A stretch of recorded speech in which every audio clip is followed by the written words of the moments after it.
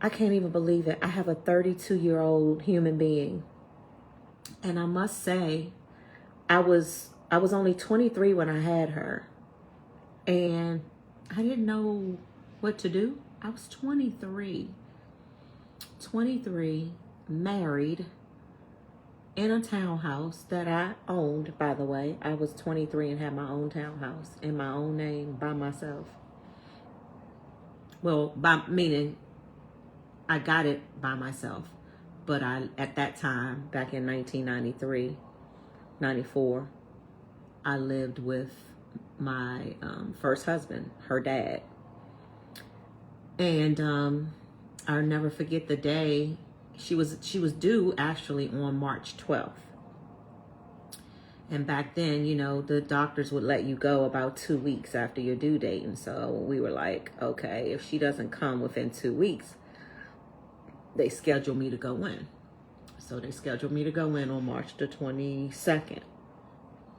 And this girl, she just would not, I stayed in labor 22 hours, 23 hours actually. And I would not dilate. She would not dilate at all. I think we got to like 3 centimeters or whatever they call it. And you got to get to 10. I only got to 3 with her after 22 hard hours of labor. Hard. And the doctor said, she's just like, I ain't gonna come out. And so I had to have an emergency C-section. That was my first C-section. I have had 3 of them now, but that was my first. And gave birth to an amazing, healthy 7 pounds. I think she was 7 pounds, 9 ounces, baby girl, 32 years ago today. The love of my life, the first love, my first true love.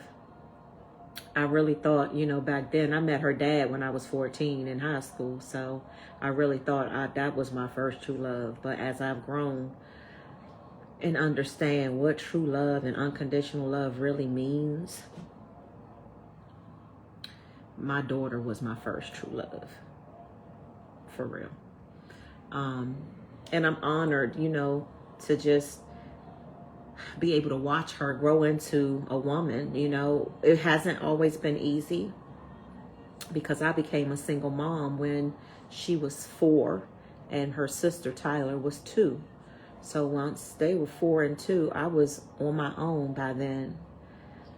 And it was tough figuring it out. I was in my 20s. I wanted to be outside, but I had babies. I was on lockdown. That's why my 30s and 40s was so buck wild, because in my early 20s, I had babies, and I couldn't be buck wild in my 20s. I made up for it in my 30s and 40s. But she has turned out to be an amazing young woman. We went through the things though. Excuse me. Excuse me. Sorry, y'all. We went through the things. My oldest daughter is the one who was the sweetest little girl. Oh my goodness, y'all. My daughter, she was the sweetest little girl I had ever known. She was just so caring and so sweet and so considerate and so helpful and so everything. She was all the things until she got to be about 11.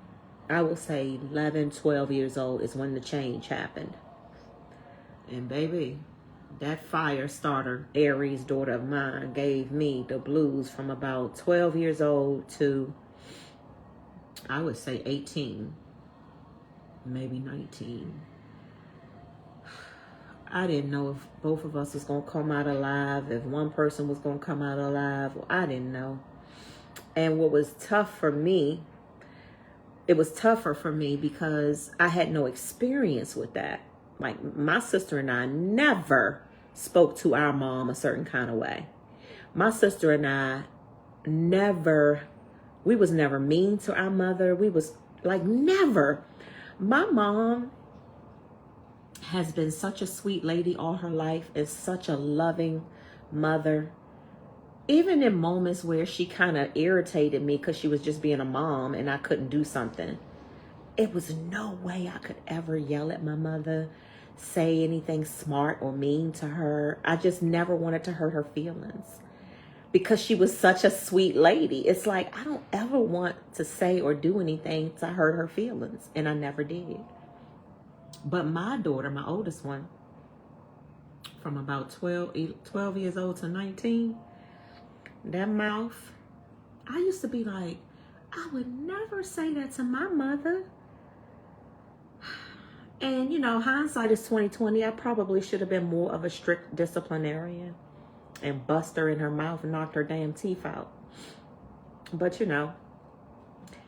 I parented my children the way I knew how to parent them. My mama ain't never knocked my teeth out. Of course, she never had a reason to, because I never spoke to my mom out of order. Never. The worst thing I ever did was slam the door in my mother's face, and my father was on my ass in 2.7 seconds and tore me down, tore me a new one when I slammed that door in my mother's face. I never slammed another door. And like I said, I've just never spoken to my mom in any kind of way other than sweet ever in my life. Never. But my oldest daughter did give me a run for my money. I ain't gonna even lie. But God is good. And God used to tell me, even during those times, just continue to love her. Show her how to have unconditional love. When she don't want to talk to you, or she think that she not speaking to her mother, don't even let that ride. Don't even, because sometimes I would want to be like, you know what, I'm going to show her. I'm going to give her tough love. She ain't going to be talking to me. She going to need me before I need her. And I'm going to show her. But I was like, my mother would never be like that. My mother would always, my mother's discipline was more love on top of more love. And that's what I did. So every time that she was mean to me and say smart things to me and all that, being a teenager, I would just, be like, you know what, I love you, and blah, blah, blah, blah, blah, blah, blah, blah, blah. Lots of other parents didn't agree with my method. They were just like, shit, I would whip her tail. I would bust her teeth in. I would do this. I would do that. I would do what I do. Y'all do what y'all do. And she has blossomed into one of the most amazing human beings ever. She's 32 years old. She's beautiful. She's healthy. She's independent. She doesn't ask me for anything. Ever since she graduated from college, she has never come back to live with me or need me for, to live. So I must have done something right. So happy birthday to my daughter.